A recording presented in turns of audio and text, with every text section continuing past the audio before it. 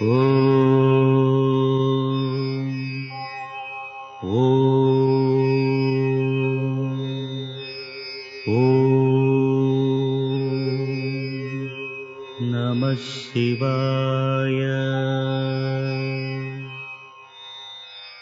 ಪ್ರತಿಯುಗದ ಆರಂಭದಲ್ಲಿ ಶ್ರೀ ಜಗದ್ಗುರು ಪಂಚಾಚಾರ್ಯರು ಪರಶಿವನ ಅಪ್ಪಣೆಯಂತೆ ಬೇರೆ ಬೇರೆ ನಾಮಗಳಿಂದ ಭೂಲೋಕದಲ್ಲಿ ಅವತರಿಸಿ ಪರಮ ಪವಿತ್ರವಾದ ವೀರಶೈವ ಸಿದ್ಧಾಂತವನ್ನು ಸ್ಥಾಪಿಸಿದರು. ಈ ಪಂಚಾಚಾರ್ಯರಲ್ಲಿ ಒಬ್ಬರಾದ ಶ್ರೀ ಜಗದ್ಗುರು ರೇಣುಕಾಚಾರ್ಯರು ತ್ರೇತಾಯುಗದಲ್ಲಿ ಸುಪ್ರಸಿದ್ಧನಾಗಿದ್ದ ಅಗಸ್ತ್ಯ ಮಹರ್ಷಿಗೆ ಈ ವೀರಶೈವ ಸಿದ್ಧಾಂತವನ್ನು ಬೋಧಿಸಿದರು. ಆ ಸಿದ್ಧಾಂತವು ರೇಣುಕಾಗಸ್ತ್ಯ ಸಂವಾದವೆಂಬ ಹೆಸರಿನಿಂದ ಪ್ರಸಿದ್ಧವಾಗಿದ್ದಿತು.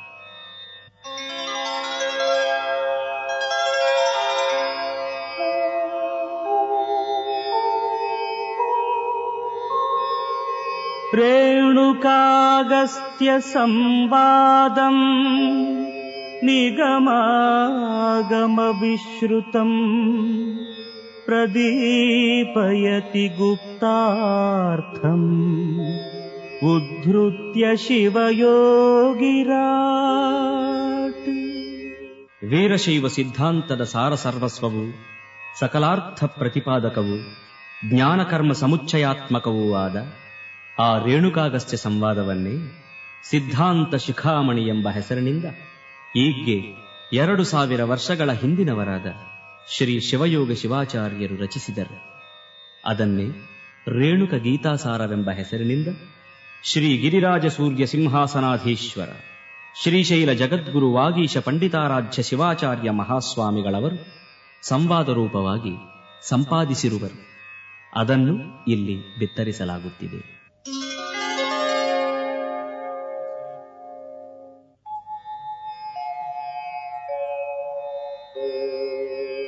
ಯದ್ಭಾಸಾ ಭಾಸತೆ ವಿಶ್ವಂ ಯತ್ಸುಖೇನಾನುಮೋದತೆ ನಮಸ್ತಸ್ಮೈ ಗುಣಾತೀತ ವಿಭವಾಯ ಪರಾತ್ಮನೇ.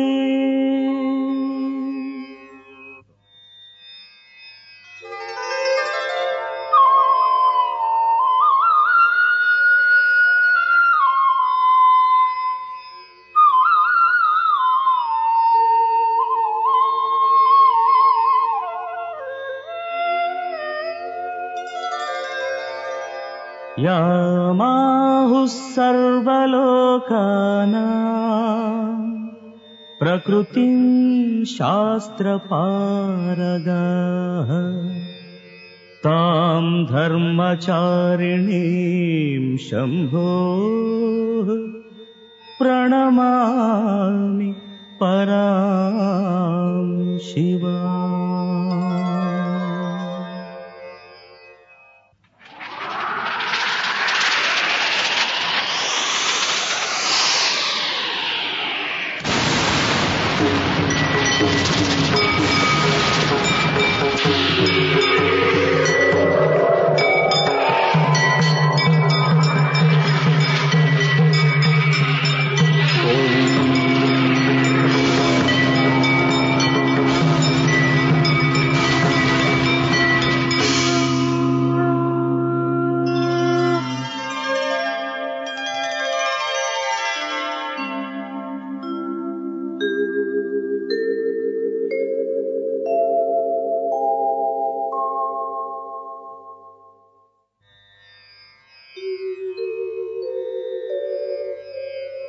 अथ त्रिलिंग विषये कुल्यपाकाभिदे स्थले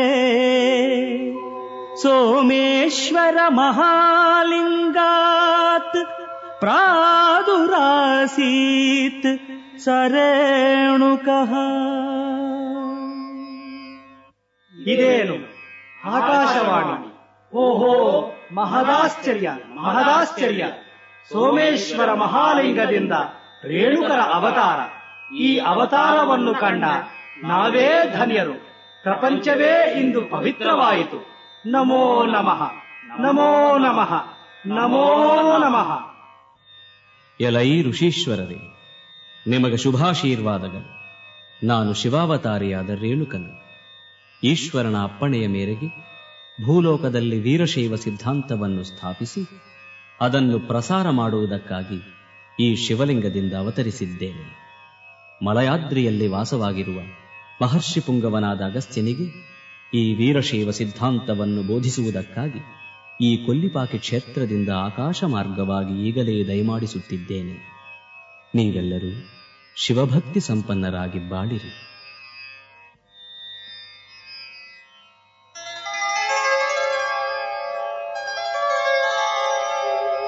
ಓಂ ನಮೋ ಭಗವತೆ ಶ್ರೀ ಜಗದ್ಗುರು ರೇಣುಕಾಚಾರ್ಯಾಯ ವೀರಶೈವ ಮತಸ್ಥಾಪಕಾಯ ಸಚ್ಚಿದಾನಂದ ಸ್ವರೂಪಾಯ ನಮೋ ನಮಃ. ನಮೋ ನಮಃ. ನಮೋ ನಮಃ.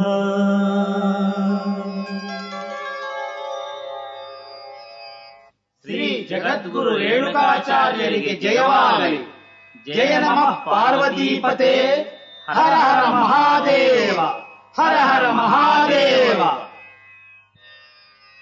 ಶಿವೋಹಂ ಶಿವೋಹಂ ಶಿವೋಹಂ.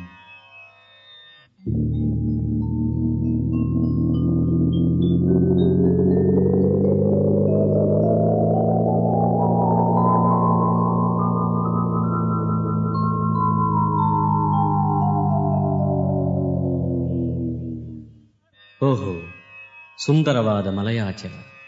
ಇದೇ ಪ್ರಶಾಂತವಾದ ಅಗಸ್ತ್ಯಾಶ್ರಮ. ಮಹರ್ಷಿ ಕುಲತಿಲಕನಾದ ಅಗಸ್ತ್ಯನು ಇಲ್ಲಿಯೇ ಇದ್ದಾನೆ. ಎಲೈ ಋಷಿವರ್ಯ, ಎಲ್ಲವೂ ಕುಶಲವೇ? ಜಗದ್ಗುರುವೇ,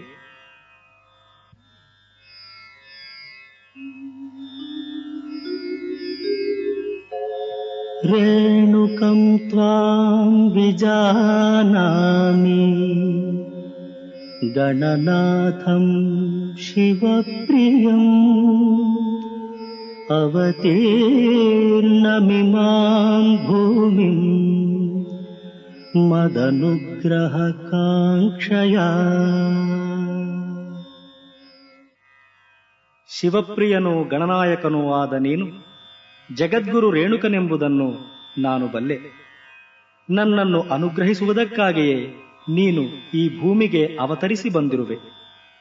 ನಿನ್ನ ಕೃಪೆಯಿಂದ ಎಲ್ಲವೂ ಕುಶಲ. ದಯಮಾಡಿಸಬೇಕು. ಈ ಭದ್ರಾಸನದಲ್ಲಿ ಮೂರ್ತ ಮಾಡಬೇಕು. ತಥಾಸ್ತು. ಪ್ರಿಯೆ ಲೋಪಾಮುದ್ರ, ಜಗದ್ಗುರುವಿನ ಪಾದಪೂಜೆ ಮಾಡೋಣ. ಪೂಜಾ ಸಾಮಗ್ರಿಗಳನ್ನು ತೆಗೆದುಕೊಂಡು ಬಾ. ಶ್ರೀ ಜಗದ್ಗುರು ರೇಣುಕಾಚಾರ್ಯ ಭಗವತ್ಪಾದಾರವಿಂದಯೋಃ ಆವಾಹನಂ ಸಮರ್ಪಯಾಮಿ. ಆಸನಂ ಸಮರ್ಪಯಾಮಿ. ಪಾದ್ಯಂ ಸಮರ್ಪಯಾಮಿ. ಅರ್ಘ್ಯಂ ಸಮರ್ಪಯಾಮಿ. ಆಚಮನೀಯಂ ಸಮರ್ಪಯಾಮಿ. ಶುದ್ಧೋದಕ ಸ್ನಾನಂ ಸಮರ್ಪಯಾಮಿ.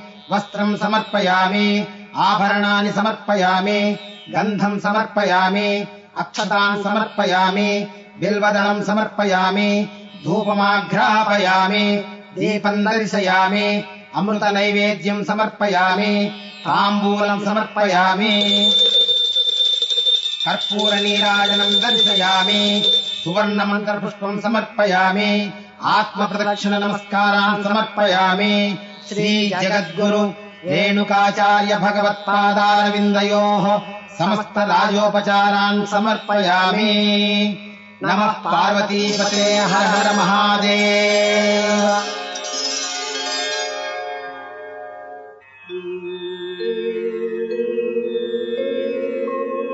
ಅಜ್ಞಾನತಿಮಿರಾಂಧಸ್ಯ ಜ್ಞಾನಾಂಜನಶಲಾಕಯಾ ಚಕ್ಷುರುನ್ಮೀಲಿತಂ ಯೇನ ತಸ್ಮೈ ಶ್ರೀ ಗುರವೇ ನಮಃ.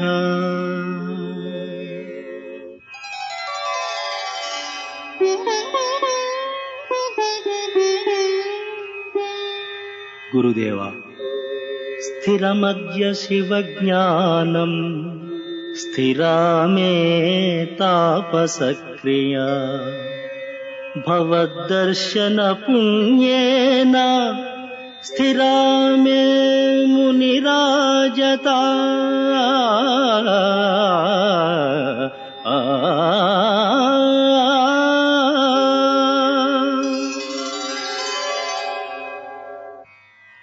ಇಂದು ನಿನ್ನ ದರ್ಶನ ಭಾಗ್ಯದಿಂದ ನನ್ನ ಶಿವಜ್ಞಾನವೂ ಸ್ಥಿರವಾಯಿತು, ನನ್ನ ತಪಸ್ಸು ಸಫಲವಾಯಿತು, ನನ್ನ ಮುನಿ ಸಾರ್ವಭೌಮತ್ವವು ಶಾಶ್ವತವಾಯಿತು.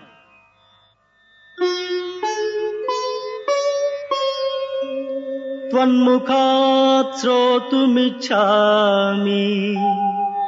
ಸಿದ್ಧಾಂತಂ ಶ್ರುತಿ ಸಮ್ಮತಂ ಸರ್ವಜ್ಞ ವದ ಮೇ ಸಾಕ್ಷಾತ್ ಶೈವಂ ಸರ್ವಾರ್ಥ ಸಾಧಕಂ.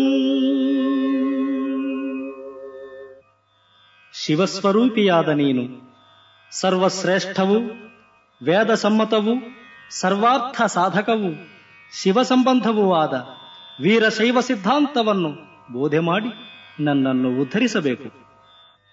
ಹಾಗೆಯೇ ಆಗಲಿ.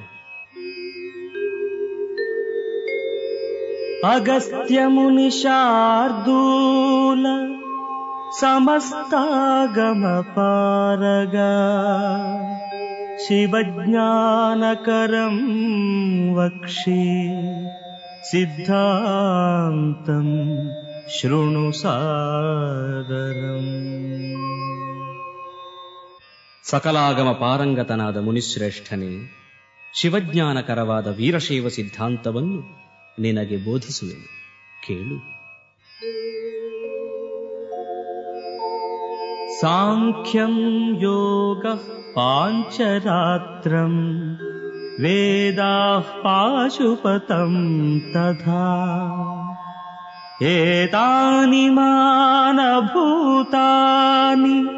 ನ ಹಂತವ್ಯಾನಿ ಯುಕ್ತಿಭಿಃ. ದರ್ಶನಗಳು ಅನೇಕ, ಅವುಗಳಲ್ಲಿ ಸಾಂಖ್ಯ, ಯೋಗ, ಪಾಂಚರಾತ್ರ, ವೇದ, ಪಾಶುಪತ ಇವು ಮಾನ್ಯವಾದವುಗಳು. ಯುಕ್ತಿವಾದದಿಂದ ಇವುಗಳನ್ನು ಖಂಡಿಸಬಾರದು. ವೇದ ಸಿದ್ಧಾಂತಯೋರೈಕ್ಯಂ ಏಕಾರ್ಥ ಪ್ರತಿಪಾದನಾತ್ ಪ್ರಾಮಾಣ್ಯಂ ಸದೃಶಂ ಜ್ಞೇಯಂ ಪಂಡಿತೈರೇತಯೋ ಸದಾ.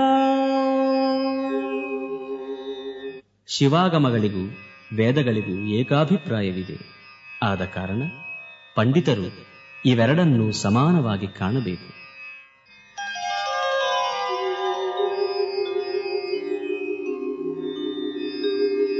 ಸಿದ್ಧಾಂತಾಖ್ಯೆ ಮಹಾತಂತ್ರೇ ಕಾಮಿಕಾದ್ಯ ಶಿವೋದಿತೆ ನಿರ್ದಿಷ್ಟಮುತ್ತರೆ ಭಾಗೆ ವೀರಶೈವ ಮತಂ ಪರಂ.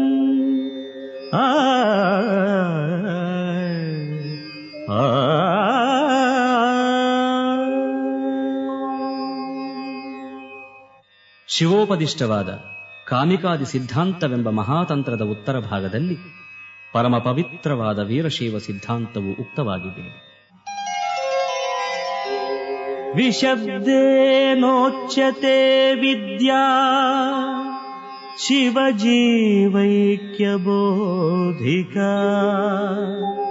ತಸ್ಯಾಂ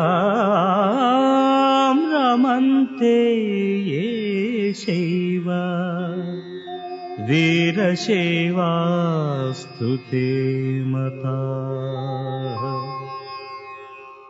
ವೀರಶೈವ ಶಬ್ದದ ಅರ್ಥವು ಬಹಳ ವಿಶಾಲವಾದುದು. ಇಲ್ಲಿ ವಿ ಎಂದರೆ ಶಿವಜೀವೈಕ್ಯ ಬೋಧಕವಾದ ವಿದ್ಯೆಯಂತಲೂ, ರಾ ಎಂದರೆ ಆ ವಿದ್ಯೆಯಲ್ಲಿ ಆನಂದ ಪಡುವವರೆಂತಲೂ, ಅಂತಹ ಶೇವರೇ ವೀರಶೇವರೆಂತಲೂ ತಿಳಿಯಬೇಕು. ವೀರಶೇವರಲ್ಲಿ ವೀರಮಾಹೇಶ್ವರರೆಂತಲೂ ಭಕ್ತರೆಂತಲೂ 2 ಅಂಶಗಳಿವೆ. ವೀರಮಾಹೇಶ್ವರರು ಗುರುಗಳಾಗಿಯೂ ಭಕ್ತರು ಶಿಷ್ಯರಾಗಿಯೂ ಇರುವರು. ವೀರಮಾಹೇಶ್ವರರು ಭಕ್ತರಿಗೆ ಧಾರ್ಮಿಕ ಸಂಸ್ಕಾರ ಕೊಡುವ ಅಧಿಕಾರಿಗಳಾಗಿರುವರು. ಭಕ್ತರು ತಾತ್ವಿಕ ಮಾರ್ಗವಾಗಿ ಉನ್ನತಿಯನ್ನು ಸಾಧಿಸಲು ಅರ್ಹರಾಗಿರುವರು. ಶ್ರೀ ಗುರುವೇ, ಈಗ ವೀರಶೈವಾಚಾರಗಳ ಬಗೆಗೆ ಅಪ್ಪಣೆ ಕೊಡಿಸೋಣವಾಗಬೇಕು. ಎಲೈ ಅಗಸ್ತ್ಯ, ವೀರಶೈವಾಚಾರಗಳು ತಾತ್ವಿಕವಾಗಿಯೂ ಕ್ರಿಯಾತ್ಮಕವಾಗಿಯೂ 2 ವಿಧಗಳಾಗಿರುವವು. ಗುರು ಲಿಂಗ ಜಂಗಮರ ಪೂಜೆ, ವಿಭೂತಿ ರುದ್ರಾಕ್ಷಗಳ ಧಾರಣ, ಪಂಚಾಕ್ಷರಿ ಮಹಾಮಂತ್ರದ ಜಪ, ತೀರ್ಥಪ್ರಸಾದಗಳ ಸೇವನೆ ಇವು ಕ್ರಿಯಾಚಾರಗಳು. ಭಕ್ತ, ಮಾಹೇಶ್ವರ, ಪ್ರಸಾದಿ, ಪ್ರಾಣಲಿಂಗಿ, ಶರಣ, ಐಕ್ಯಗಳೆಂಬ ಷಟ್ಸ್ಥಳಾಚರಣೆಗಳು ತಾತ್ವಿಕವಾಗಿರುವವು. ಭಕ್ತರು ಮಾಹೇಶ್ವರರು ಜ್ಞಾನಕರ್ಮ ಸಮುಚ್ಚಯ ರೂಪಗಳಾದ ಈ ಕರ್ಮಗಳನ್ನು ತಪ್ಪದೇ ಆಚರಿಸಬೇಕು. ಗುರುದೇವ, ಶಿವಜೀವರ ಭೇದದ ಬಗೆಗೆ ತಿಳಿಸಿ ಹೇಳೋಣವಾಗಲಿ. ತತ್ವಜ್ಞಾನಿಯಾದ ಋಷೀಶ್ವರನೇ ಕೇಳು. ಏಕ ಏವ ಶಿವಃ ಸಾಕ್ಷಾತ್ ಚಿದಾನಂದಮಯೋ ವಿಭುಃ ನಿರ್ವಿಕಾರೋ ನಿರಾಕಾರೋ ನಿರ್ಗುಣೋ ನಿಷ್ಪ್ರಪಂಚಕಃ.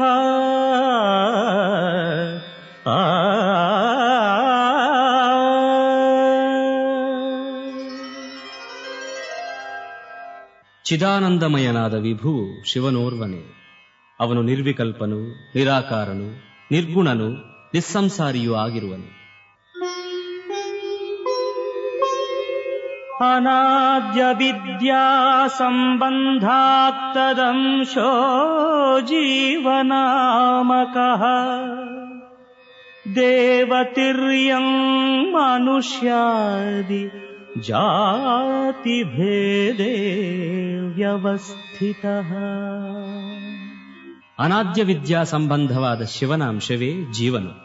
ಈ ಜೀವನು ಮನುಷ್ಯ ಪಶುಪಕ್ಷಾದಿ ಜಾತಿ ಭೇದದಿಂದ ಬೇರೆ ಬೇರೆ ದೇಹರೂಪವಾಗಿ ಕಾಣಿಸಿಕೊಳ್ಳುವನು. ಚಂದ್ರಕಾಂತೆ ಯಥಾ ತೋಯಂ ಸೂರ್ಯಕಾಂತೆ ಯಥಾ ನಲಃ ಬೀಜೇ ಯಥಾಂಕುರಃ ಸಿದ್ಧಃ ತಥಾತ್ಮನಿ ಶಿವಸ್ಥಿತಃ.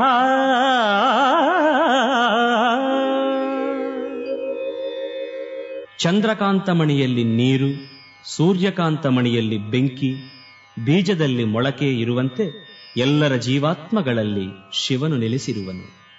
ಗುರುವರಿಯ, ನಿರಾಕಾರನಾದ ಜೀವಾತ್ಮನು ಶರೀರಧಾರಿಯಾದ ಮೇಲೆ ಅವನಿಗೆ ಉಂಟಾಗುವ ಅವಸ್ಥೆಗಳ ಬಗೆಗೆ ಅಪ್ಪಣೆ ಕೊಡಿಸೋಣವಾಗಬೇಕು. ಮುನಿಶ್ರೇಷ್ಠ, ಜೀವಾತ್ಮನು ನಿರಾಕಾರನಾಗಿದ್ದರೂ ಶರೀರಧಾರಿಯಾಗಿ ಜಾತಿ, ಆಯುಷ್ಯ, ಭೋಗ ಭಾಗ್ಯಾದಿಗಳನ್ನು ಅನುಭವಿಸುತ್ತಾನೆ. ಮನುಷ್ಯನಿಗೆ ಆಧ್ಯಾತ್ಮಿಕ, ಆಧಿಭೌತಿಕ, ಆಧಿದೈವಿಕವೆಂದು 3 ವಿಧವಾದ ದುಃಖಗಳು ಅಂಟಿಕೊಂಡಿರುತ್ತವೆ. ಆ ದುಃಖತ್ರಯಗಳಲ್ಲಿ ಆಧ್ಯಾತ್ಮಿಕ ದುಃಖವು ಬಾಹ್ಯ ಅಭ್ಯಂತರವೆಂದು 2 ವಿಧವಾಗಿರುತ್ತದೆ. ವಾತಪಿತ್ತ ಶ್ಲೇಷ್ಮಗಳಿಂದ ಉಂಟಾಗುವ ದುಃಖವು ಬಾಹ್ಯವೆಂತಲೂ, ರಾಗದ್ವೇಷಾದಿಗಳಿಂದ ಉಂಟಾಗುವ ದುಃಖವು ಆಂತರಿಕವೆಂತಲೂ ತಿಳಿಯಬೇಕು.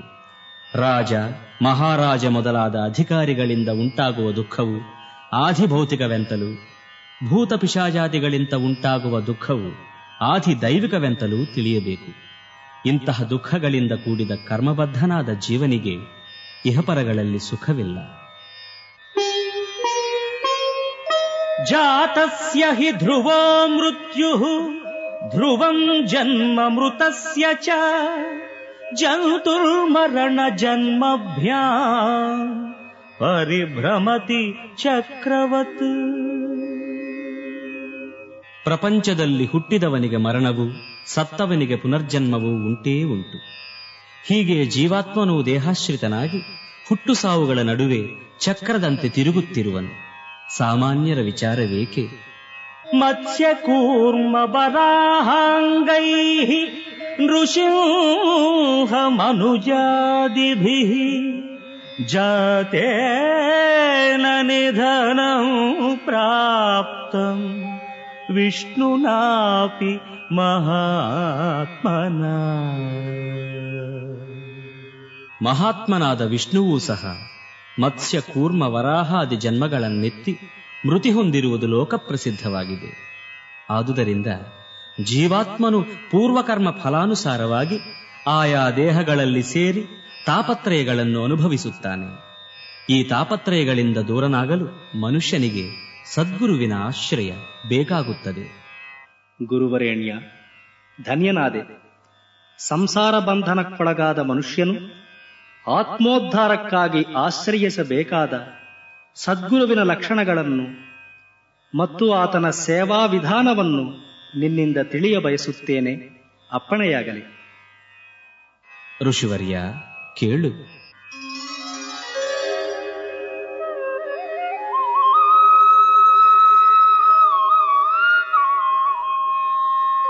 ಕುಲಕ್ರಮಾಗತಾಚಾರಂ ಕುಮಾರ್ಗಾಚಾರವರ್ಜಿತಂ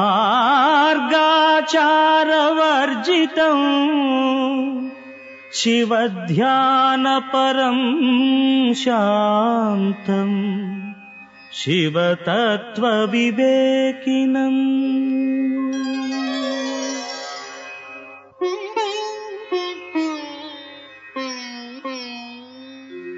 ಸೇವೇತ ಪರಮಾಚಾರ್ಯಂ ಶಿಷ್ಯೋ ಭಕ್ತಿಭಯಾನ್ವಿತಃ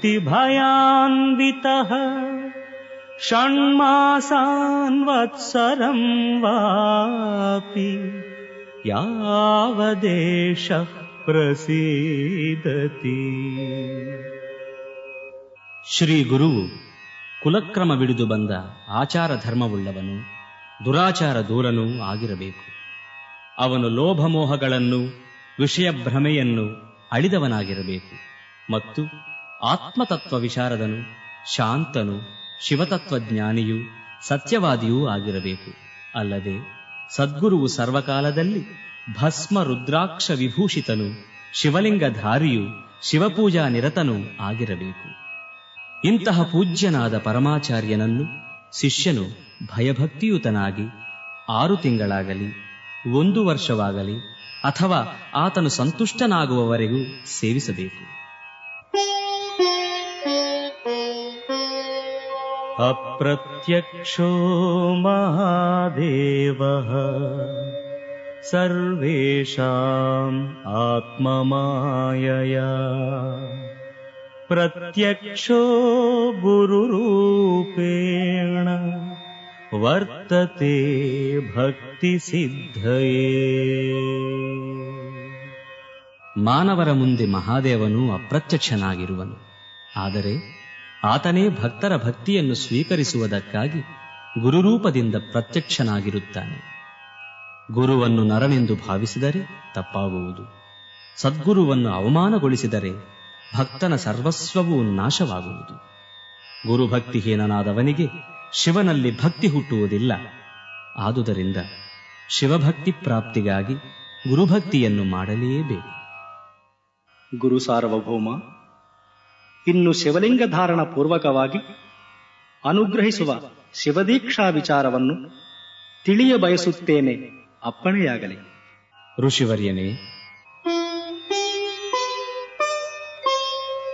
ದೀಯತೆ ಚ ಶಿವಜ್ಞಾನಂ ಕ್ಷೀಯತೆ ಪಾಶಬಂಧನಂ ಯಸ್ಮಾದತಃ ಸಮಾಖ್ಯಾತ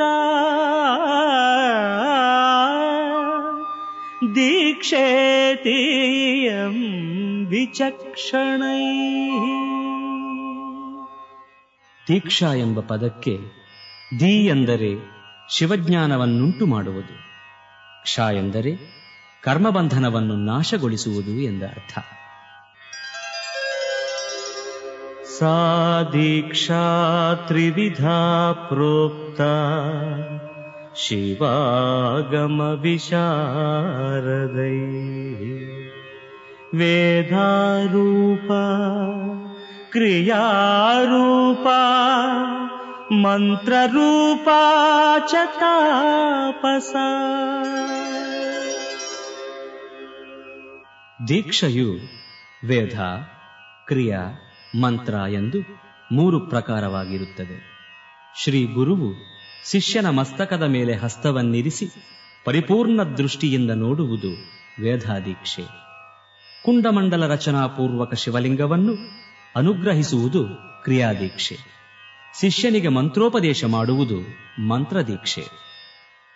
ಸದ್ಗುರುನಾಥ, ಶಿವಲಿಂಗ ಧಾರಣೆಯ ವೈಶಿಷ್ಟ್ಯದ ಬಗೆಗೆ ಅಪ್ಪಣೆ ಕೊಡಿಸಬೇಕು.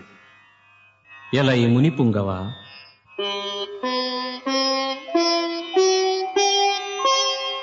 ಋಗಿತ್ಯಾಹ ಪವಿತ್ರಂತೆ ವಿತತಂ ಬ್ರಹ್ಮಣಸ್ಪತೆ ತಸ್ಮಾತ್ ಪವಿತ್ರಂ ತಲ್ಲಿಂಗಂ ಧಾರ್ಯಂ ಶೈವಮನಾಮಯಂ.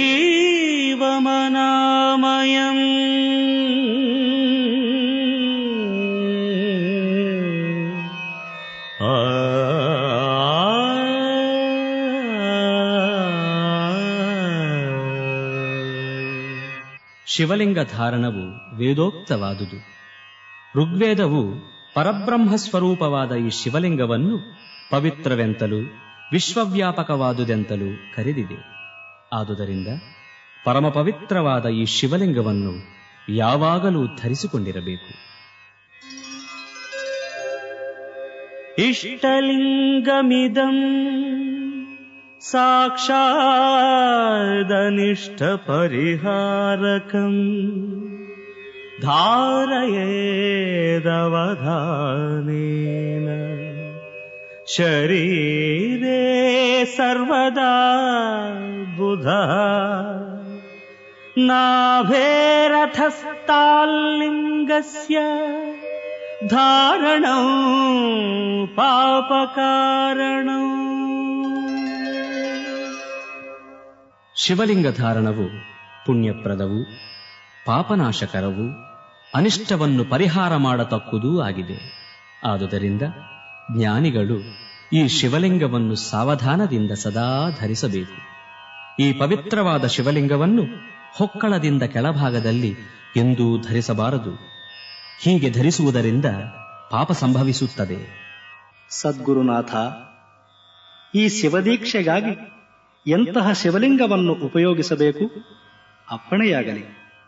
ಎಲೈ ಮುನಿಕುಲ ಚಂದ್ರನೇ, ಸ್ಫಾಟಿಕಂ ಶೈಲಜಂ ವಾಪಿ ಚಂದ್ರಕಾಂತಮಯಂ ತು ವಾ ಬಾಣಂ ವಾ ಸೂರ್ಯಕಾಂತಂ ವಾ ಲಿಂಗಮೇಕಂ ಸಮಾಹರೇತ್.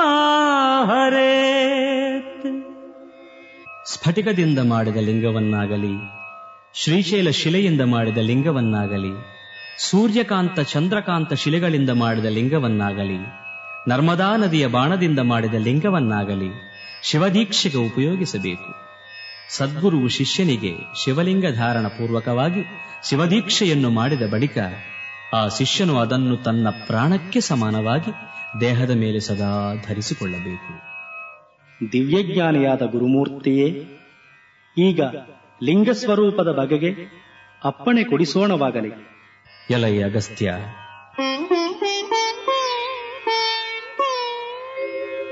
ಲಯಂ ಗಚ್ಚತಿ ಯತ್ರೈವ ಜಗದೇತಚ್ಚರಾಚರಂ ಪುನಃ ಪುನಃ ಸಮುತ್ಪತ್ತಿಂ ತಲ್ಲಿಂಗಂ ಬ್ರಹ್ಮ ಶಾಶ್ವತಂ.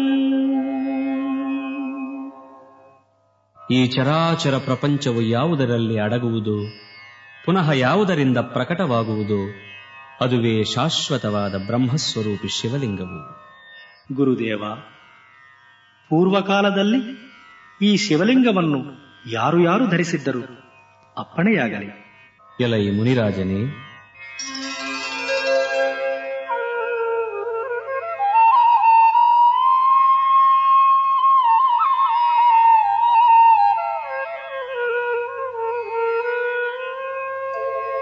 ಬ್ರಹ್ಮ ವಿಷ್ಣುವಾದಯೋ ದೇವಾ ಮುನಯೋ ಗೌತಮಾದಯಃ ಧಾರಯಂತಿ ಸದಾ ಲಿಂಗಂ ಉತ್ತಮಾಂಗೇ ವಿಶೇಷತಃ. ದೇವಲೋಕದಲ್ಲಿ ಬ್ರಹ್ಮ ವಿಷ್ಣು ಮೊದಲಾದ ದೇವತೆಗಳು, ಭೂಲೋಕದಲ್ಲಿ ಗೌತಮಾದಿ ಋಷಿಗಳು ಈ ಶಿವಲಿಂಗವನ್ನು ತಮ್ಮ ಮಸ್ತಕದಲ್ಲಿ ಧರಿಸಿ ಪುನೀತರಾಗಿದ್ದಾರೆ. ಗುರು ಸಾರ್ವಭೌಮ, ಇನ್ನು ಜಂಗಮ ಮಹಿಮಾ ವಿಚಾರವನ್ನು ಅಪ್ಪಣೆ ಕೊಡಿಸಬೇಕೆಂದು ಬೇಡುವೆನು. ಮುನಿಕುಲ ತಿಲಕನೇ, ಏಕ ಏವ ಶಿವಃ ಸಾಕ್ಷಾತ್ ಸರ್ವಾನುಗ್ರಹಕಾರಕಃ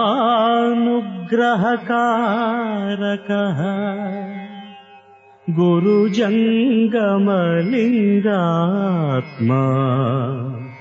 ವರ್ತತೆ ಭುಕ್ತಿ ಮುಕ್ತಿದಃ.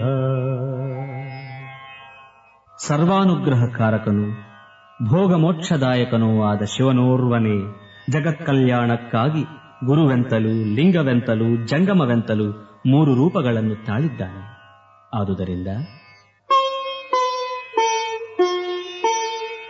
ಶಿವಲಿಂಗೇ ಶಿವಾಚಾರ್ಯೇ ಶಿವಯೋಗಿನಿ ಭಕ್ತಿಮಾನ್ ದಾನಂ ಕುರ್ಯಾತ್ ಯಥಾಶಕ್ತಿ ತತ್ಪ್ರಸಾದಯುತಃ ಸದಾ. ಸದ್ಭಕ್ತನು ತನ್ನ ಶಿವಲಿಂಗದಲ್ಲಿಯೂ ಆಚಾರ್ಯ ಪದವಾಚಕನಾದ ಗುರುವಿನಲ್ಲಿಯೂ ಶಿವಯೋಗಿ ಪದವಾಚಕನಾದ ಜಂಗಮನಲ್ಲಿಯೂ ಸಮಾನವಾದ ಭಕ್ತಿಯನ್ನಿಟ್ಟು ಯಥಾಶಕ್ತಿ ದಾನವನ್ನು ಸಲ್ಲಿಸಬೇಕು. ಶಿವಯೋಗಿಯನ್ನು ಪೂಜಿಸುವುದರಿಂದ ಮತ್ತು ಅವನ ಧ್ಯಾನ ಮಾಡುವುದರಿಂದ ಅಕ್ಷಯ ಫಲಪ್ರಾಪ್ತಿಯಾಗುತ್ತದೆ. ಅವನನ್ನು ಅವಮಾನಪಡಿಸಬಾರದು. ಅಜ್ಞಾನವಶಾತ್ ಅವಮಾನಪಡಿಸಿದರೆ ದುರ್ಗತಿಯುಂಟಾಗುವುದು. ಆದುದರಿಂದ ಶಿವಲಿಂಗವನ್ನು ಗುರುವನ್ನು ಪೂಜಿಸುವಂತೆ ಶಿವಯೋಗಿಯನ್ನೂ ಪೂಜಿಸಬೇಕು. ಸದ್ಗುರುವೇ, ಪಾದೋದಕ ವಿಚಾರವನ್ನು ಅಪ್ಪಣೆ ಕೊಡಿಸಬೇಕಾಗಿ ಪ್ರಾರ್ಥಿಸುವೆನು. ಎಲೈ ಅಗಸ್ತ್ಯ,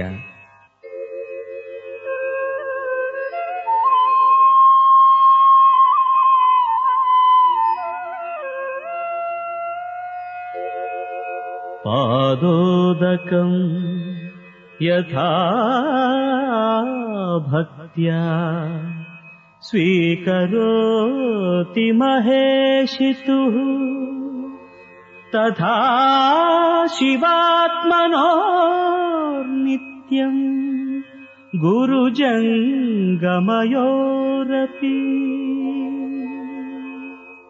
ಪ್ರತಿನಿತ್ಯವೂ ಲಿಂಗತೀರ್ಥವನ್ನು ಭಕ್ತಿಯಿಂದ ಸ್ವೀಕರಿಸುವಂತೆ ಶಿವಸ್ವರೂಪಿಗಳಾದ ಗುರುಜಂಗಮರ ಪಾದೋದಕವನ್ನು ಸ್ವೀಕರಿಸಬೇಕು.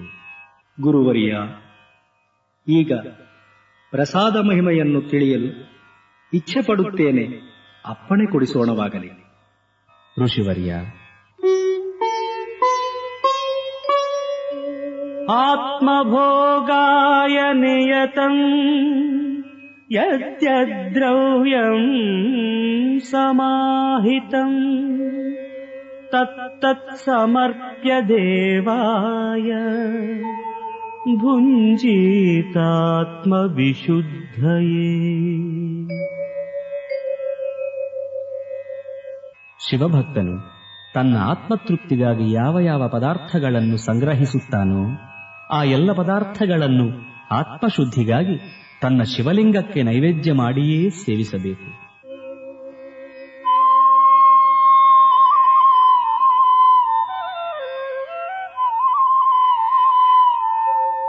ಪತ್ರಂ ಪುಷ್ಪಂ ಫಲಂ ತೋಯಂ ಯಚ್ಛಿವಾಯ ನಿವೇದಿತಂ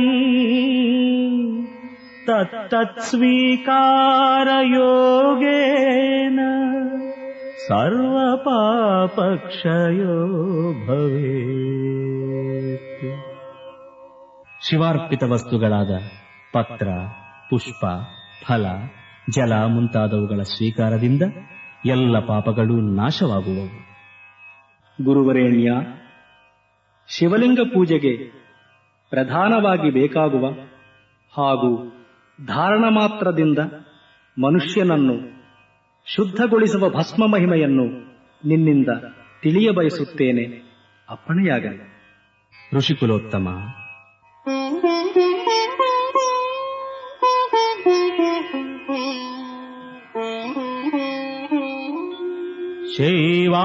ಶೈವಾಗಮೇಷು ವೇದೇಷು ಪುರಾಣೇಷ್ವಖಿಲೇಷು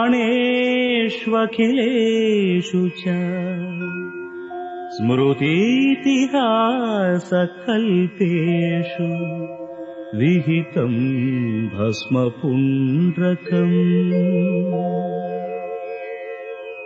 ಶಿವಾಗಮಗಳಲ್ಲಿ, ವೇದಗಳಲ್ಲಿ, ಅಖಿಲ ಪುರಾಣಗಳಲ್ಲಿ, ಸ್ಮೃತಿ ಇತಿಹಾಸ ಕಲ್ಪಗಳಲ್ಲಿ ಭಸ್ಮಧಾರಣ ವಿಧಿಯು ಹೇಳಲ್ಪಟ್ಟಿರುತ್ತದೆ.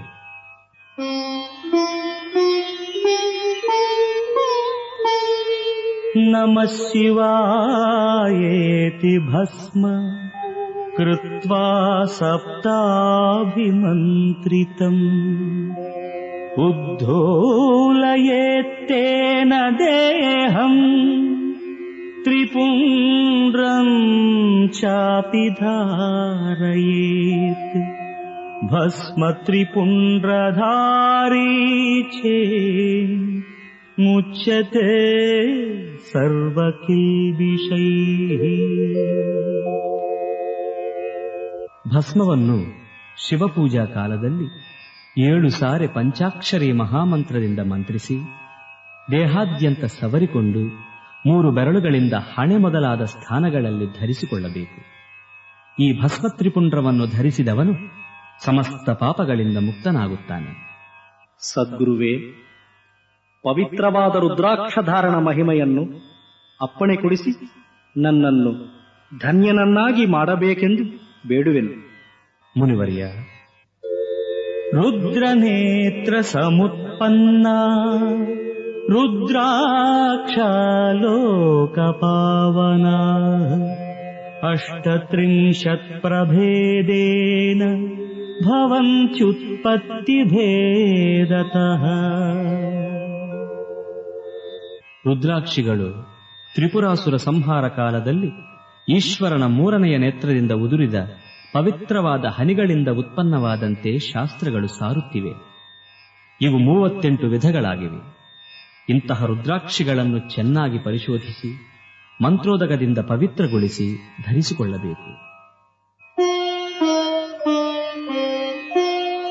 ಗವಾಂ ಕೋಟಿ ಪ್ರದಾನಸ್ಯ ಯತ್ಫಲಂ ಭುವಿ ಲಭ್ಯತೆ ತತ್ಫಲಂ ಲಭತೆ ಮರ್ತ್ಯೋ ನಿತ್ಯಂ ರುದ್ರಾಕ್ಷಧಾರಣಾತ್.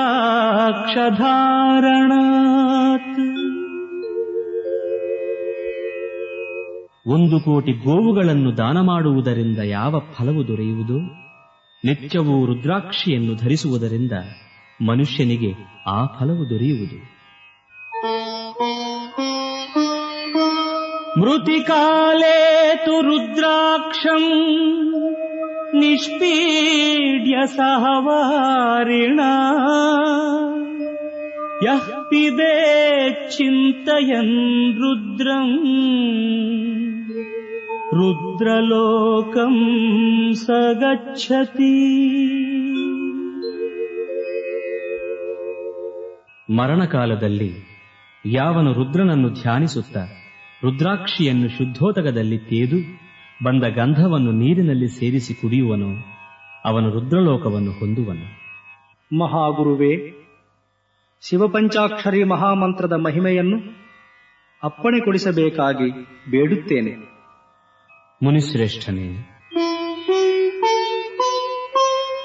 ಸಪ್ತಕೋಟಿಷು ಮಂತ್ರೇಷು ಮಂತ್ರಃ ಪಂಚಾಕ್ಷರೋ ಮಹಾನ್ ಬ್ರಹ್ಮ ವಿಷ್ಣಾದಿದೇವೇಷು ಯಥಾ ಶಂಭುರ್ಮಹತ್ತರಃ. ಬ್ರಹ್ಮ, ವಿಷ್ಣು, ಇಂದ್ರ, ಚಂದ್ರ ಮೊದಲಾದ ದೇವತೆಗಳಲ್ಲಿ ಮಹಾದೇವನು ಹೇಗೆ ಶ್ರೇಷ್ಠನೋ ಅದೇ ಪ್ರಕಾರ 7 ಕೋಟಿ ಮಂತ್ರಗಳಲ್ಲಿ ಪಂಚಾಕ್ಷರಿ ಮಂತ್ರವೇ ಶ್ರೇಷ್ಠವಾದುದು. ಸಂಸಾರ ಪಾಶ ಬಂಧನವನ್ನು ನಾಶ ಮಾಡಲು ಮಹಾದೇವನು ಹೇಗೆ ಸಮರ್ಥನೋ ಅದೇ ಪ್ರಕಾರ ಭವರೋಗವನ್ನು ದೂರ ಮಾಡಲು ಪಂಚಾಕ್ಷರಿ ಮಹಾಮಂತ್ರವು ಸಮರ್ಥವಾಗಿದೆ. ನಮಃ ಶಿವಾಯ ಎಂಬ ಶಿವಪಂಚಾಕ್ಷರಿ ಮಂತ್ರದ ಆರಂಭದಲ್ಲಿ ಓಂಕಾರವನ್ನು ಸೇರಿಸುವುದರಿಂದ ಅದು ಪ್ರಣವ ಪಂಚಾಕ್ಷರಿ ಅಂತಲೂ ಷಡಕ್ಷರ ಮಂತ್ರವೆಂತಲೂ ಕರೆಯಲ್ಪಡುವುದು. ಪ್ರತಿನಿತ್ಯವೂ ಶಿವಲಿಂಗ ಪೂಜಾ ಸಮಯದಲ್ಲಿ ಈ ಮಹಾಮಂತ್ರವನ್ನು ಜಪಿಸಲೇಬೇಕು. ಬಹುಪುರಾತನ ಕಾಲದಲ್ಲಿ ಶಿವಜ್ಞಾನಿಯಾದ ಸಾನಂದ ಯೋಗಿಯು ಈ ಮಹಾಮಂತ್ರದ ಉಚ್ಚಾರ ಮಾತ್ರದಿಂದ ನರಕವಾಸಿಗಳನ್ನು ಉದ್ಧಾರ ಮಾಡಿದನು. ಅಲ್ಲದೆ ಶತಾನಂದ ಮುನೀಶ್ವರನು ಈ ಮಹಾಮಂತ್ರವನ್ನು ಸಿದ್ಧಿ ಮಾಡಿಕೊಂಡು ಆ ಮಂತ್ರ ಜಪದಿಂದ ನರಕವನ್ನೇ ಸ್ವರ್ಗವನ್ನಾಗಿ ಮಾಡಿದನು. ವಸಿಷ್ಠ, ವಾಮದೇವಾದಿ ಮುನಿಗಳು ಈ ಮಂತ್ರಸಿದ್ಧಿಯಿಂದ ಮಹಾ ತೇಜಸ್ವಿಗಳು, ಸಿದ್ಧ ಪುರುಷರೂ ಆಗಿ ಮೆರೆದರು. ಬ್ರಹ್ಮ, ವಿಷ್ಣು, ರುದ್ರ ಮುಂತಾದ ದೇವತೆಗಳು ಈ ಮಹಾಮಂತ್ರ ಜಪಪ್ರಭಾವದಿಂದ ಜಗತ್ತಿನ ಸೃಷ್ಟಿ ಸ್ಥಿತಿ ಲಯಗಳಿಗೆ ಕಾರಣೀಭೂತರಾದರು. ಗುರುದೇವ, ಈ ಮುಂದೆ ತಾತ್ವಿಕವಾದ ಷಟ್ಸ್ಥಲ ವಿಚಾರವನ್ನು ತಿಳಿಯ ಬಯಸುತ್ತೇನೆ. ಅಪ್ಪಣೆ ಕೊಡಿಸೋಣವಾಗಬೇಕು. ಎಲೈ ಮುನಿಶ್ರೇಷ್ಠನೇ, ಭೂತಿರುದ್ರಾಕ್ಷ ಸಂಯುಕ್ತೋ ಲಿಂಗಧಾರಿ ಸದಾ ಶುಚಿಃ ಪಂಚಾಕ್ಷರ ಜಪೋದ್ಯೋಗಿ ಶಿವಭಕ್ತ ಇತಿ ಸ್ಮೃತಃ.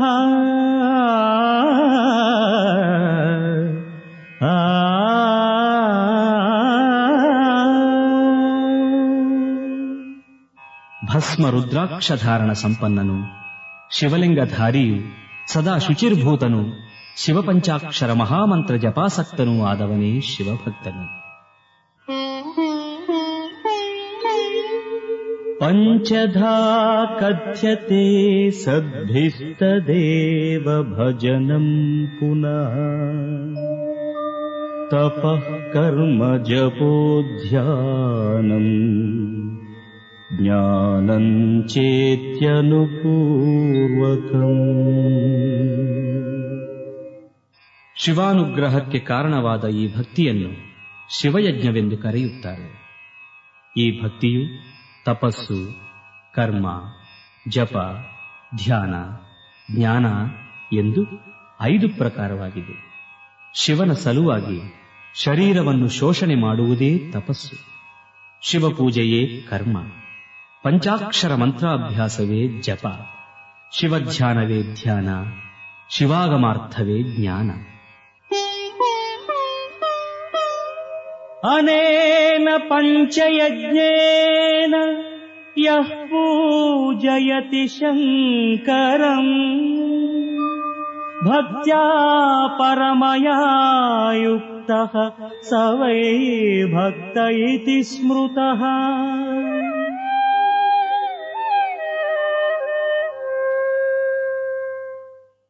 ಈ ರೀತಿಯಾಗಿ ಯಾವನು ಈ ಪಂಚಯಜ್ಞಗಳಿಂದ ಅತ್ಯಂತ ಭಕ್ತಿಪೂರ್ವಕವಾಗಿ ಶಿವಲಿಂಗವನ್ನು ಪೂಜಿಸುವನು ಅವನೇ ಭಕ್ತನೆನಿಸಿಕೊಳ್ಳುತ್ತಾನೆ.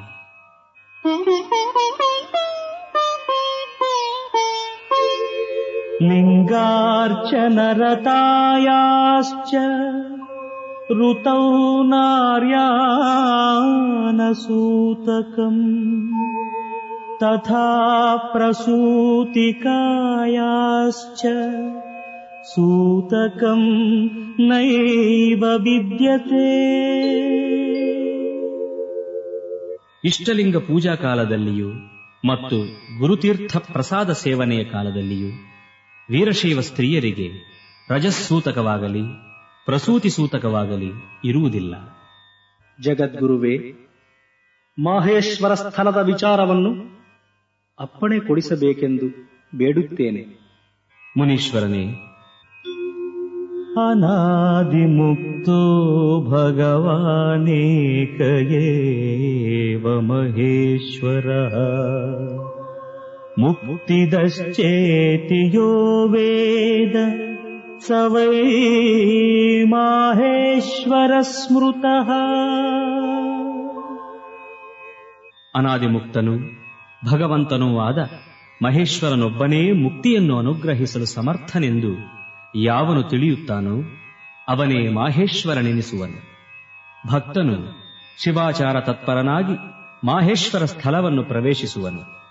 ಅವನು ಶಿವಾಗಮ ಪರಾಯಣನೂ ನಿರಹಂಕಾರಿಯೂ ಸದಾ ಸಂತುಷ್ಟನೂ ದಯಾಮಯನೂ ಆಗಿರಬೇಕು.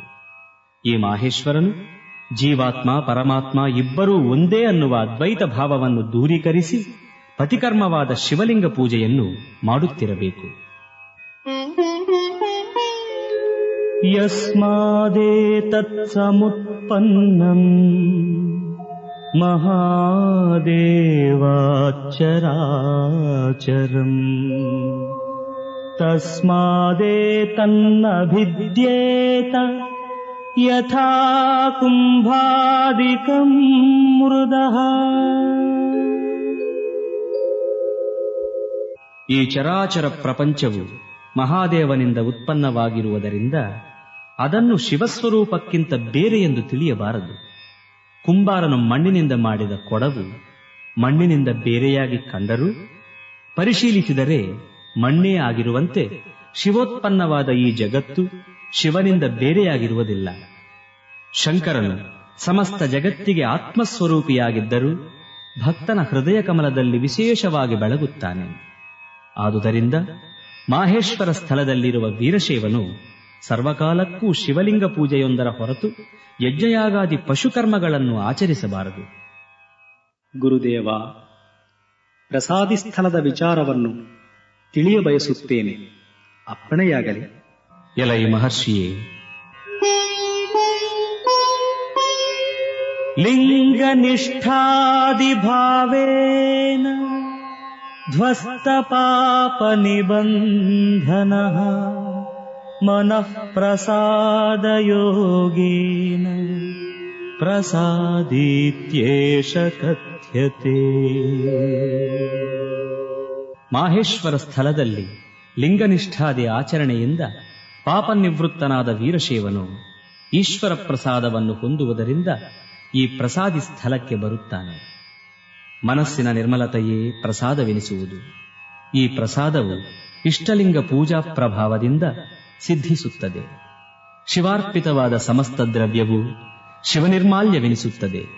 ಈ ನಿರ್ಮಾಲ್ಯ ಸೇವನೆಯೇ ಮನಸ್ಸಿನ ನಿರ್ಮಲತೆಗೆ ಕಾರಣವಾಗುವುದು. ನಿರ್ಮಲ ಜ್ಞಾನಕ್ಕೆ ಕಾರಣವಾದ ಈ ಶಿವಪ್ರಸಾದವನ್ನು ಸ್ವೀಕರಿಸುವ ವೀರಶೈವನೇ ಪ್ರಸಾದಿ ಎನಿಸುತ್ತಾನೆ. ಗುರು ಸಾರ್ವಭೌಮ, ಈಗ ಪ್ರಾಣಲಿಂಗಿ ಸ್ಥಳದ ವಿಚಾರವನ್ನು ಅಪ್ಪಣೆ ಕೊಡಿಸಬೇಕಾಗಿ ಪ್ರಾರ್ಥಿಸುತ್ತೇನೆ. ತಪೋಧನನೇ, ಮಾಯಾ ವಿಕಲ್ಪಜಂ ವಿಶ್ವಂ ಹೇಯಂ ಸಂಚಿತ್ಯ ನಿತ್ಯಶಃ ಚಿದಾನಂದಮಯೇ ಲಿಂಗೇ ವಿಲೀನಃ ಪ್ರಾಣಲಿಂಗವಾನ್.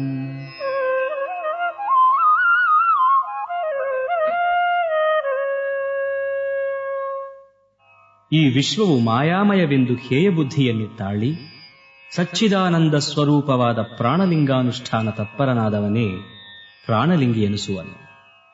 ಇಡ ಪಿಂಗಳ ನಾಡಿಗಳಿಂದ ಸುಷುಮ್ನಾ ನಾಡಿಯು ಪ್ರೇರಿತವಾಗಿ ಅಲ್ಲಿ ಪ್ರಾಣವು ಲೀನವಾಗುತ್ತದೆ.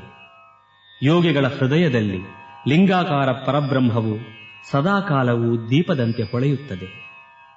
ಇಂತಹ ಲಿಂಗವನ್ನು ಕಾಣುವುದೇ ಅಂತರ್ಲಿಂಗಾನುಸಂಧಾನವು. ಈ ಪ್ರಾಣಲಿಂಗಾರ್ಚನೆಗೆ ಭಾವವೇ ಪ್ರಧಾನವಾಗಿರುವುದು. ಭಾವಪ್ರಧಾನವಾದ ಈ ಪ್ರಾಣಲಿಂಗ ಪೂಜೆಗೆ ಶಮಯೇ ಅಭಿಷೇಕ ಜಲವು, ವಿವೇಕವೇ ವಸ್ತ್ರವು, ಸತ್ಯವೇ ಆಭರಣವು, ವೈರಾಗ್ಯವೇ ಪುಷ್ಪಮಾಲಿಕೆಯು, ಸಮಾಧಿಸ್ಥಿತಿಯೇ ಗಂಧವು, ನಿರಹಂಕಾರವೇ ಅಕ್ಷತೆಯು, ಶ್ರದ್ಧೆಯೇ ಧೂಪವು, ಜ್ಞಾನವೇ ಅಖಂಡ ಜ್ಯೋತಿಯು, ಭ್ರಾಂತಿಯೇ ನೈವೇದ್ಯವು, ಮೌನವೇ ಘಂಟಾನಾದವು, ವಿಷಯವೇ ತಾಂಬೂಲವು, ವಿಷಯಭ್ರಾಂತಿರಾಹಿತ್ಯವೇ ಪ್ರದಕ್ಷಿಣೆಯು, ಬುದ್ಧಿಯೇ ನಮಸ್ಕಾರವು. ಹೀಗೆ ಈ ಭಾವ ಪದಾರ್ಥಗಳಿಂದ ಪ್ರಾಣಲಿಂಗವನ್ನು ಪೂಜಿಸಬೇಕು. ಅಂತಃಷಟ್ಚಕ್ರರೂಪಾಣಿ ಪಂಕಜಾನಿ ವಿಭಾವಯೇತ್ ಬ್ರಹ್ಮಾದಿಸ್ಥಾನಭೂತಾನಿ ಭ್ರೂಮಧ್ಯಾಂತಾನಿ ಮೂಲತಃ.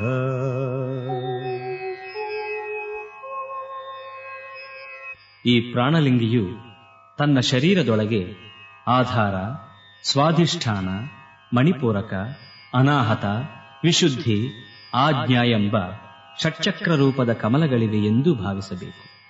ಈ 6 ಚಕ್ರಗಳು ಕ್ರಮವಾಗಿ ಗುದ, ಗುಹ್ಯ, ನಾಭಿ, ಹೃದಯ, ಕಂಠ, ಭ್ರೂಮಧ್ಯಗಳಲ್ಲಿದ್ದು ಬ್ರಹ್ಮ, ವಿಷ್ಣು, ರುದ್ರ, ಈಶ್ವರ, ಸದಾಶಿವ, ಪರಶಿವ ಎಂಬ ದೇವತೆಗಳಿಗೆ ಸ್ಥಾನಗಳಾಗಿರುವವು. ಭ್ರೂಮಧ್ಯದ ಮೇಲ್ಭಾಗದಲ್ಲಿರುವ ಬ್ರಹ್ಮರಂಧ್ರದಲ್ಲಿ 1000 ದಳದ ಕಮಲವಿದೆಯೆಂದು, ಆ ಕಮಲದಲ್ಲಿ ಚಂದ್ರಮಂಡಲವಿದೆಯೆಂದು ಭಾವಿಸಬೇಕು. ಅದರ ಮಧ್ಯದಲ್ಲಿರುವ ಸೂಕ್ಷ್ಮ ರಂಧ್ರವೇ ಕೈಲಾಸ ಸ್ಥಾನವಾಗಿರುವುದು. ಈ ಸ್ಥಾನದಲ್ಲಿ ಚಿತ್ಸ್ವರೂಪನಾದ ಪರಮಾತ್ಮನನ್ನು ಏಕಾಗ್ರ ಚಿತ್ತದಿಂದ ಧ್ಯಾನಿಸಿ ಶಿವೋಹಂಭಾವವುಳ್ಳವನಾಗಿ ಜ್ಯೋತಿರ್ಮಯವಾದ ಪರಶಿವಲಿಂಗವನ್ನು ಕಾಣುವಾತನೇ ಪ್ರಾಣಿಲಿಂಗಿಯು. ಸದ್ಗುರುವೇ, ಈಗ ಶರಣಸ್ಥಲದ ಹಿರಿಮೆಯನ್ನು ಅಪ್ಪಣೆ ಕೊಡಿಸೋಣವಾಗಲಿ. ಎಲೈ ಋಷೀಶ್ವರ, ಸತೀವ ರಮಣೇಯಸ್ತು ಶಿವೇ ಶಕ್ತಿಂ ವಿಭಾವಯನ್ ತದನ್ಯ ವಿಮುಖ ಸೋಯಂ ಜ್ಞಾತ ಶರಣನಾಮವ.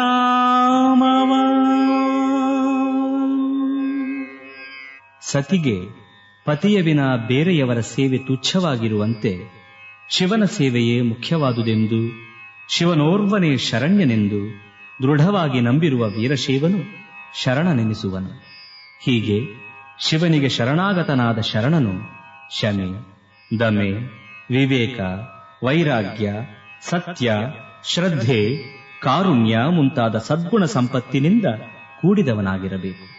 ಮಹಾಗುರುವೇ, ಈಗ ಐಕ್ಯ ಸ್ಥಳದ ವಿಚಾರವನ್ನು ಅಪ್ಪಣೆ ಕೊಡಿಸಬೇಕಾಗಿ ಪ್ರಾರ್ಥಿಸುತ್ತೇನೆ. ಮಹರ್ಷಿಯೇ ಕೇಳು.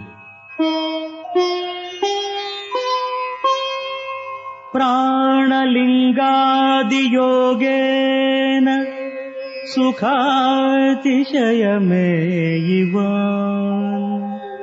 ಶರಣಾಖ್ಯ ಶಿವೇನೈಕ್ಯ ಭಾವನಾದೈಕ್ಯವಾನ್ ಭವೇತ್.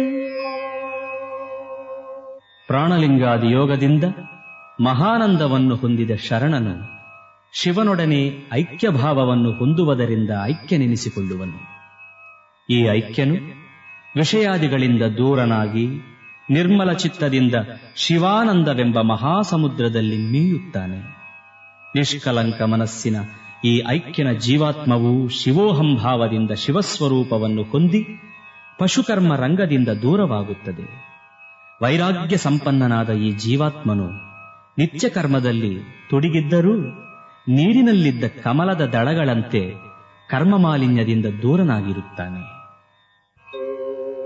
ಜಲೇ ಜಲಮಿವ ನ್ಯಸ್ತಂ ವನ್ಹೌ ವನ್ಹಿರಿವಾರ್ಪಿತಃ ಪರಬ್ರಹ್ಮಣಿ ಲೀನಾತ್ಮ ವಿಭಾಗೇನ ನ ದೃಶ್ಯತೆ.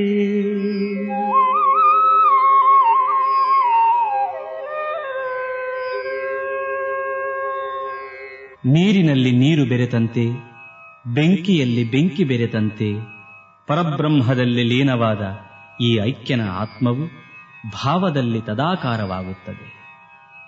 ಪರಮಾತ್ಮನಲ್ಲಿ ತನ್ನ ಮನೋವ್ಯಾಪಾರವನ್ನು ಲಯಗೊಳಿಸುವ ಶರಣಸ್ಥಳದ ವೀರಶೈವನು ಈ ವಿಧವಾದ ಭಾವನೆಯಿಂದ ಐಕ್ಯನೆನಿಸುವನು. ಪರಮಾತ್ಮ ಸ್ವರೂಪವಾದ ತನ್ನ ಇಷ್ಟಲಿಂಗದಲ್ಲಿ ಜೀವಾತ್ಮನನ್ನು ಸಾಮರಸ್ಯ ಭಾವದಿಂದ ಲೀನಗೊಳಿಸುವ ಸ್ಥಿತಿಯೇ ಐಕ್ಯವೆನಿಸುವುದು. ಇದೇ ಲಿಂಗಾಂಗ ಸಾಮರಸ್ಯವು, ಇದೇ ಜೀವನ್ಮುಕ್ತಿ ಸ್ವರೂಪವು. ಮಹಾಗುರುವೇ, ಈಗ ಜೀವನ್ಮುಕ್ತಿಗೆ ಸಂಬಂಧಪಟ್ಟ ವೀರಶೈವ ತತ್ವಾಚಾರಗಳನ್ನು ತಿಳಿಯ ಬಯಸುತ್ತೇನೆ. ಅಪ್ಪಣೆಯಾಗಲಿ. ಎಲೈ ತಪೋಧನ, ಕೇಳು.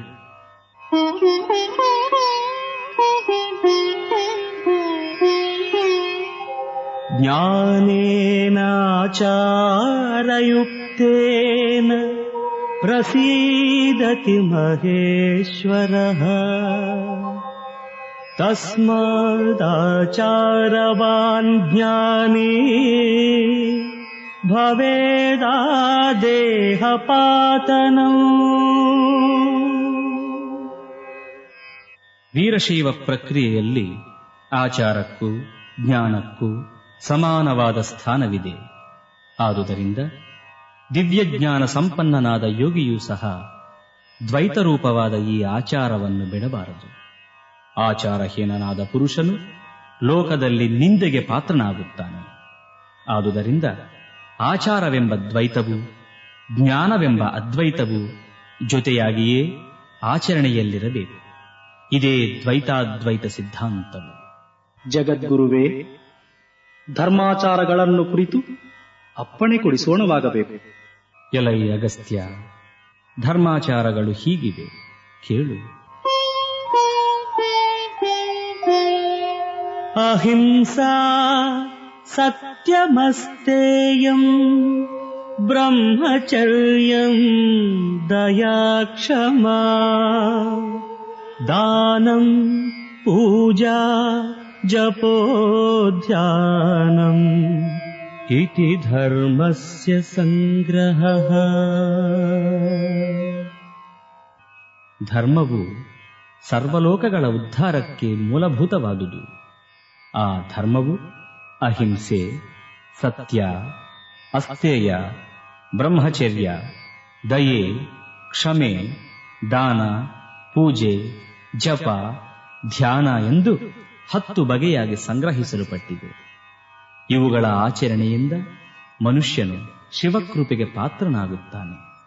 ನಿಸ್ಪೃಹನು, ಜ್ಞಾನಾಮೃತಪಾನ ಸಂತುಷ್ಟನೂ ಆದ ಶಿವಯೋಗಿಯೂ ಸಹ ಈ ಧರ್ಮಾಚಾರಗಳನ್ನು ಬಿಡಬಾರದು. ಈಶ್ವರನು ಸದಾಚಾರ ಪ್ರಿಯನು. ಆದುದರಿಂದ ದಿವ್ಯಜ್ಞಾನ ಸಂಪನ್ನನಾದರೂ ವೀರಶೈವನು ಸದಾಚಾರದಿಂದ ವರ್ತಿಸದಿದ್ದರೆ ಅವನಿಗೆ ಈಶ್ವರನ ಕೃಪೆಯಾಗುವುದಿಲ್ಲ, ಮೋಕ್ಷ ಪ್ರಾಪ್ತಿಯೂ ಆಗುವುದಿಲ್ಲ. ಇದೇ ವೀರಶೈವ ಸಿದ್ಧಾಂತದ ಸಾರ. ತಿಳಿಯಿತೆ? ಧನ್ಯನಾದೆ ಗುರುದೇವ.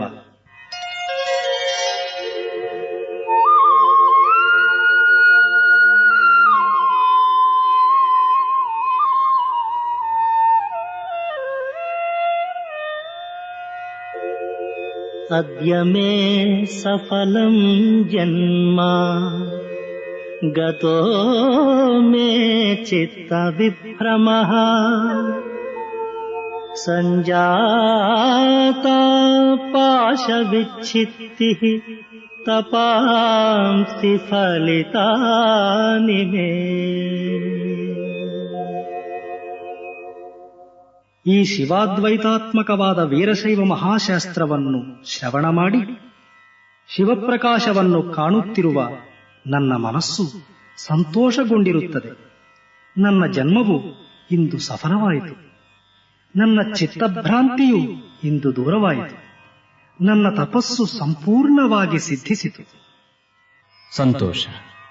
ಎಲೈ ಮುನೀಶ್ವರ, ಇಲ್ಲಿಯವರೆಗೂ ನಿನಗೆ ಬೋಧೆ ಮಾಡಿದ ಈ ವೀರಶೈವ ಸಿದ್ಧಾಂತ ಶಾಸ್ತ್ರವನ್ನು ನೀನು ಸಮಸ್ತ ಪ್ರಪಂಚದಲ್ಲಿ ಪ್ರಚಾರ ಮಾಡು.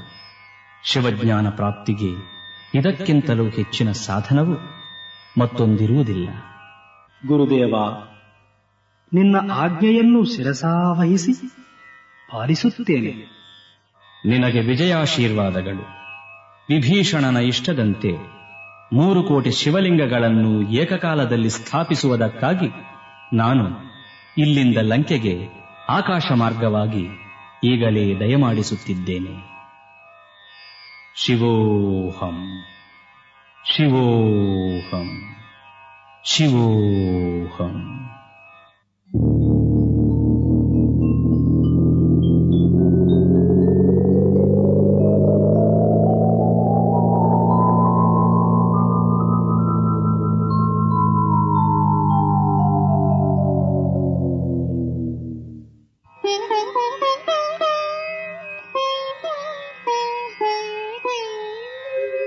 ಯೈದಂ ಶಿವಸಿದ್ಧಾಂತಂ ವೀರಶೈವಮತಾತ್ಮಕಂ ಶೃಣೋತಿ ಶುದ್ಧಮನಸಾ ಸ ಯಾತಿ ಪರಮಾಂ ಗತಿಂ.